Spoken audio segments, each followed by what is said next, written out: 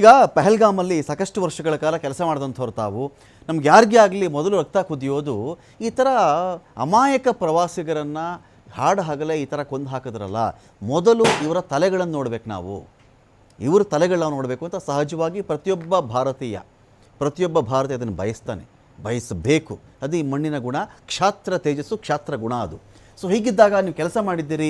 ಈ ಪಹಲ್ಗಾಮ್ ಅನ್ನೋ ಪ್ಲೇಸಿಂದ ನಾವು ಪಾಕಿಸ್ತಾನದ ಗಡಿಯೋ ಪಾಕಿಸ್ತಾನವೋ ಎಷ್ಟು ದೂರದಲ್ಲಿದೆ, ಬರ್ತಕ್ಕಂಥ ರೂಟ್ಗಳು, ಅಲ್ಲಿ ಆಗಬಹುದಾದಂಥ ಆಪರೇಷನ್ಗಳು, ಈಗ ನೀವು ಈ ಫೀಲ್ಡಲ್ಲಿ ಈಗಿಲ್ಲ, ಹಿಂದೆ ಟೆರರಿಸ್ಟ್ ಆ್ಯಕ್ಟಿವಿಟಿ ಕಾಶ್ಮೀರದ ಬೇರೆ ಬೇರೆ ಭಾಗದಿಂದ ಆಗ್ತಾ ಇದ್ದರೆ ನಿಮಗೆ ಡೌಟ್ ಬರ್ತಕ್ಕಂಥ ಪ್ಲೇಸ್ಗಳು ಯಾವ್ಯಾವುದಿದೆ ಆ ಭಾಗದಲ್ಲಿ, ಅದು ಸ್ಲೀಪರ್ ಸೆಲ್ ರೂಪದಲ್ಲಾಗಬಹುದು, ಬೇರೆ ರೂಪದಲ್ಲಾಗಬಹುದು, ಇದನ್ನು ಪತ್ತೆ ಹಚ್ಚೋಕ್ಕೆ ಸೈನ್ಯ ಮಾಡಬೇಕಾಗಿರೋದು ಏನೀಗ ಅಂತ?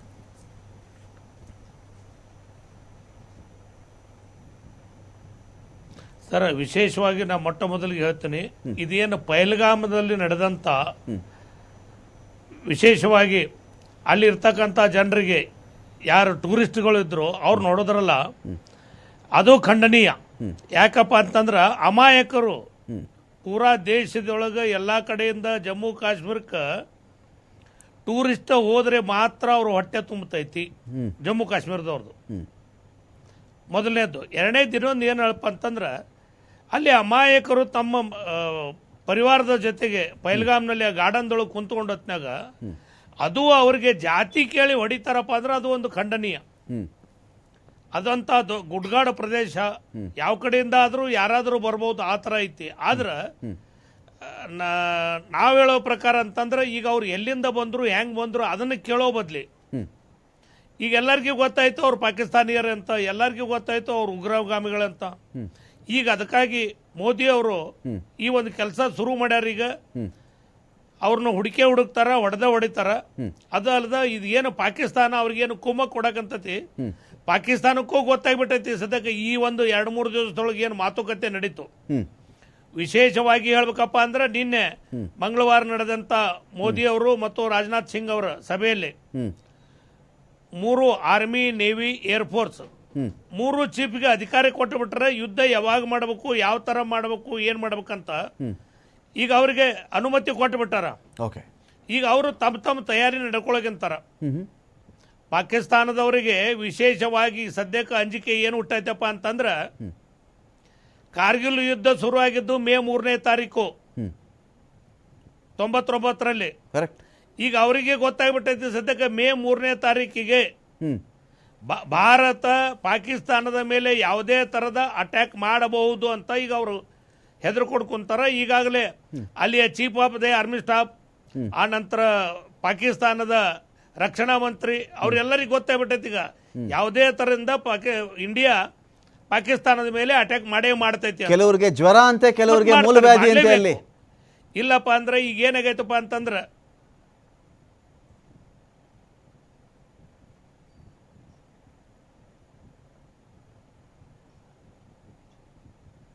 ಫೈನ್ ಮಾತಾಡ್ತೀನಿ ನಾನು. ಈಗ ಸುನಿಲ್ ಅವ್ರನ್ನ ಕೇಳಬೇಕಾಗಿತ್ತು ನಾನು.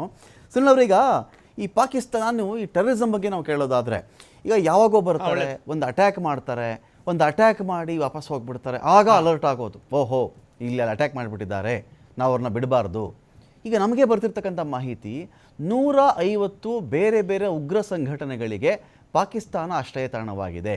ಈಗಾಯಿತು ಅಟ್ಯಾಕ್ ಮಾಡೇ ಮಾಡ್ತಾರಪ್ಪ ಅಂತ ಬಂದಾಗ, ಎಲ್ಲೆಲ್ಲ ಟೆರರ್ ಲಾಂಚಿಂಗ್ ಪ್ಯಾಡ್ಗಳಿದ್ವು ಅವೆಲ್ಲವನ್ನು ಕೂಡ ಖಾಲಿ ಮಾಡಿಸ್ತಾ ಇದೆ ಪಾಕಿಸ್ತಾನ. ಗಡಿಗೆ ಹತ್ತಿರ ಇರ್ತಕ್ಕಂಥ ಎಲ್ಲ ಪ್ಲೇಸ್ಗಳಿಂದನೂ ಕೂಡ ಟೆರರಿಸ್ಟ್ಗಳು ಒಕ್ಕಲು ಹೇಳ್ತಾ ಇದ್ದಾರೆ, ಗುಳೆ ಹೊರಟುಬಿಟ್ಟಿದ್ದಾರೆ ಅವರು. ಎಲ್ಲೆಲ್ಲ ಅಡಗ್ತಾರೋ, ಯಾವ ಬಿಲ್ಗಳಲ್ಲಿ ಅಡಗ್ತಾರೋ, ಯಾವ ಬೆಟ್ಟಗಳಲ್ಲಿ ಆಶ್ರಯ ಪಡ್ಕೊಳ್ತಾರೋ, ವಿ ಡೋಂಟ್ ನೋ. ಇದೊಂದು ಭಾಗ. ಇನ್ನು ಪಾಕಿಸ್ತಾನದಲ್ಲಿ ಟೆರರಿಸ್ಟ್ ಔಟ್ಫಿಟ್ಗಳಂತ ಬಂದ್ರೇ ಪಾಕಿಸ್ತಾನದ ಒಳಗಡೆನೇ ಅಟ್ಯಾಕ್ ಮಾಡಲಿಕ್ಕೆ ಪ್ರತ್ಯೇಕ ಗುಂಪಿದೆಯಂತೆ. ಒಳಗಡೆನೇ ಟೆರರಿಸ್ಟ್ ಆಕ್ಟಿವಿಟಿ ಮಾಡ್ತಕ್ಕಂಥವ್ರು, ಅವರವ್ರ ಜನನೇ ಕೊಲ್ಲುವಂಥವ್ರು. ಅಫ್ಘಾನಿಸ್ತಾನ ಮೇಲೆ ಅಟ್ಯಾಕ್ ಮಾಡಲಿಕ್ಕೇ ಅದು ಬೇರೆ ಗುಂಪು. ಬರೀ ಕಾಶ್ಮೀರದ ಮೇಲೆ ಮಾತ್ರ ದಾಳಿ ಮಾಡಲಿಕ್ಕೇ ಪ್ರತ್ಯೇಕ ಟೆರರಿಸ್ಟ್ಗಳ ಗುಂಪಿದೆ.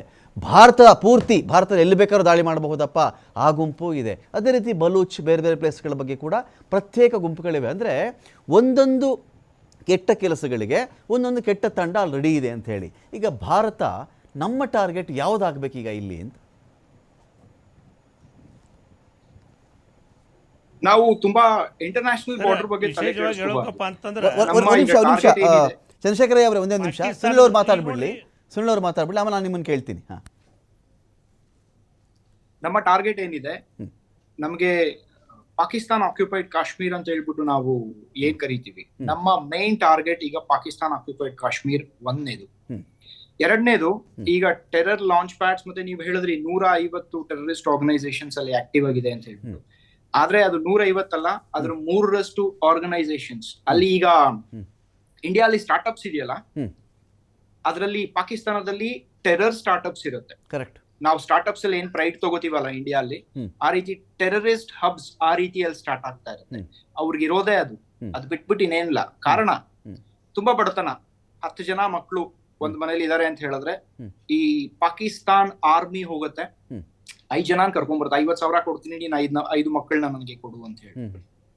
5 ಮಕ್ಕಳು ಕರ್ಕೊಂಬಂದ್ರೆ ಏನಾಗ್ತಾರೆ, ಅವರೆಲ್ಲರೂ ಟೆರರಿಸ್ಟ್ ಗಳಾಗ್ಬಿಟ್ಟು ಇಲ್ಲಿ ಬಂದ್ರೆ. ನಾನು ಕಾಶ್ಮೀರದಲ್ಲಿ ನನ್ನ ಪೋಸ್ಟಿಂಗ್ ಇದ್ದಾಗ, ನಾನು ಸುಮಾರು ಒಂದು 7 ವರ್ಷ ನಂದು ಕಾಶ್ಮೀರದಲ್ಲೇ ನಾನು ಸರ್ವ್ ಮಾಡಿದ್ದೀನಿ. ಸಿಯಾಚಿನ್ ಆಗ್ಬೋದು, ಇದಾಗ್ಬೋದು, JNK ವ್ಯಾಲಿ ಆಗ್ಬೋದು.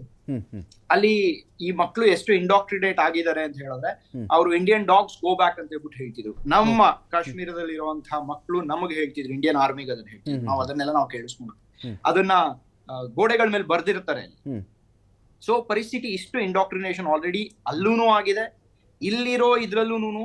ನಾವು 50-75 ವರ್ಷದ ನಮ್ದು ಏನ್ ಪ್ರಾಬ್ಲಮ್ ಇದೆ, ಅದನ್ನ ನಾವು 5 ವರ್ಷದಲ್ಲಿ ಸರ್ ಮಾಡ್ಬಿಡ್ತೀವಿ ಅಂದ್ರೆ ಅದು ಮೂಢತನ ಆಗತ್ತೆ, ಅದು ಮೂರ್ಖತನ. ಇದು ಒಂದನೇದು. ಎರಡನೇದು, ನಾವು ಯಾವ್ದನ್ನ ಅಟ್ಯಾಕ್ ಮಾಡ್ಬೇಕು ಅಂತ ನಾವು ಪಾಕಿಸ್ತಾನ್ ಆಕ್ಯುಪೈಡ್ ಕಾಶ್ಮೀರ್ ಮೇಲೆ ಫೋಕಸ್ ಮಾಡಿದ್ವಿ ಅಂತ ಹೇಳಿದ್ರೆ, ಬಲೂಚಿಸ್ತಾನ್ ಆಲ್ರೆಡಿ ರೆಡಿ ಆಗಿದೆ. ಬಿಕಾಸ್ ನೀವು ಒಂದ್ಸಲ ಚೆಕ್ ಮಾಡಿ ನೋಡಿ, ಸುಮಾರು ಒಂದು 15 ದಿನದ ಹಿಂದೆ ಒಬ್ಬ ಪಾಕಿಸ್ತಾನಿ ಮಿನಿಸ್ಟರ್ ಒಂದು ಸ್ಟೇಟ್ಮೆಂಟ್ ಕೊಟ್ಟಿದ್ದ. ಏನ್ ಹೇಳ್ದ ಅಂತ ಹೇಳಿದ್ರೆ, Baluchistan is just few days away from being recognized as an independent country from United Nations. ಅಂದ್ರೆ ಸ್ವಲ್ಪ ದಿನದಲ್ಲೇನೆ, ಸ್ವಲ್ಪ ದಿನ ದೂರದಲ್ಲಿದೆ ಅಷ್ಟೇನೆ ಬಲೂಚಿಸ್ತಾನ ಒಂದು ಸ್ವತಂತ್ರ ರಾಷ್ಟ್ರ ಆಗಕ್ಕೆ, ಅದಕ್ಕೆ ವಿಶ್ವಸಂಸ್ಥೆ ಮಾನ್ಯತೆ ಸಿಕ್ಕಕ್ಕೆ. ಈ ಒಂದು ಪಾಯಿಂಟ್ ನ ಪಾಕಿಸ್ತಾನ್ ಮಿನಿಸ್ಟರ್ ಹೇಳಿದ. ಅದು ಅವ್ರು they will take care of it. Balochistan liberation army ಏನಿದೆ, ಪ್ರತಿದಿನ ಈ ನೊಣಗಳನ್ನ ಸಾಯಿಸ್ದಂಗ್ ಪಾಕಿಸ್ತಾನಿ ಆರ್ಮಿ ಅವ್ರನ್ನ ಸಾಯಿಸ್ತಾ ಇದಾರೆ. ತುಂಬಾ ವಿಡಿಯೋಸ್ ಬರ್ತಾ ಇದೆ. ಅವ್ರು ಅಫಿಷಿಯಲ್ ಆಗಿ ಅದನ್ನ ರಿಲೀಸ್ ಮಾಡ್ತಿದ್ದಾರೆ. ಅಷ್ಟು ಈಸಿಯಾಗಿ ಸಿಗ್ತಾರೆ. ಅಷ್ಟು ಅನ್ಪ್ರೊಫೆಷನಲ್ ಕರಪ್ಟ್ ಆರ್ಮಿ ಆಗ್ಬಿಟ್ಟಿದೆ ಪಾಕಿಸ್ತಾನ. ಯಾವ ಆಪರೇಷನ್ ಅವ್ರ ಕೈಯಲ್ಲಿ ಮಾಡಕ್ ಆಗಲ್ಲ. ಅದು ಒಂದು. ಎರಡನೇದು, ಒಂದು ತಾಲಿಬಾನ್ ಲಿಬರೇಷನ್ ಫ್ರಂಟ್ ಅಂತ ಹೇಳ್ಬಿಟ್ಟು ಒಂದಿದೆ. ಆ ತಾಲಿಬಾನ್ ಲಿಬರೇಷನ್ ಫ್ರಂಟ್ ಕೂಡ ಹೇಳಿದೆ, ಇಂಡಿಯನ್ ಆರ್ಮಿ ಏನಾದ್ರೂ ಪಾಕಿಸ್ತಾನ್ ಮೇಲೆ ಈ ಕಡೆಯಿಂದ ಅವ್ರ ಈಸ್ಟರ್ನ್ ಬಾರ್ಡರ್ಸ್ ಇಂದ ಅಟ್ಯಾಕ್ ಮಾಡ್ತು ಅಂತ ಹೇಳಿದ್ರೆ ನಾವು ಅಟ್ಯಾಕ್ ಮಾಡ್ತೀವಿ ಅಂತ ಹೇಳ್ಬಿಟ್ಟು ಅವ್ರು ಹೇಳಿದ್ದಾರೆ. ಎಲ್ಲರಿಗೂ ಇಷ್ಟು ತೊಂದರೆ ಕೊಟ್ಟಿದೆ ಪಾಕಿಸ್ತಾನ. ಸೊ ಈ ರೀತಿ ಇರುವಾಗ ನಾವು ಬರೀ ಪಾಕಿಸ್ತಾನ್ ಆಕ್ಯುಪೈಡ್ ಕಾಶ್ಮೀರ್ ನಮ್ಗೆ ಏನ್ ಬೇಕು ನಾವು ಅದ್ರ ಮೇಲೆ ಫೋಕಸ್ ಮಾಡೋಣ. ನಮಗ್ ತುಂಬಾ ಒಳಗಡೆ ಹೋಗಿ ನಾವು ಪಾಕಿಸ್ತಾನ ಪೂರ್ತಿ ಟಾರ್ಗೆಟ್ ಮಾಡ್ತೀವಿ, ಅದ್ರ ನಾವು ತಗೋತೀವಿ ಅಂದ್ರೆ ಅದು ಅದಕ್ಕಿಂತ ದೊಡ್ಡ ಲಯಬಿಲಿಟಿ ಯಾವ್ದು ಇರಕ್ ಸಾಧ್ಯ ಇಲ್ಲ. Let us focus on Pakistan occupied Kashmir. ನಮ್ಮ ಕಾಶ್ಮೀರ ನಮ್ ಕೈಗೆ ಸಿಕ್ಬಿಡ್ಲಿ. ಬೇರೆ ಪಾಕಿಸ್ತಾನ ಚಿಂದಿ ಆಗ್ಬಿಡುತ್ತೆ. ಬೇರೆ ಯಾರು ಅದಕ್ಕೋಸ್ಕರ ಏನು ಮಾಡೋ ಅಷ್ಟೇ ಇಲ್ಲ. ಪಾಕಿಸ್ತಾನ ತನಗ್ ತಾನೇ ಅದನ್ನ ಮಾಡ್ಕೊಂಡ್ಬಿಟ್ಟಿದೆ ಅವ್ರಿಗೆ. ನಮ್ಮ ಫೋಕಸ್ ಏನಿದೆ, ಪಾಕಿಸ್ತಾನ್ ಆಕ್ಯುಪೈಡ್ ಕಾಶ್ಮೀರ್. ಅದಾಗತ್ತೆ.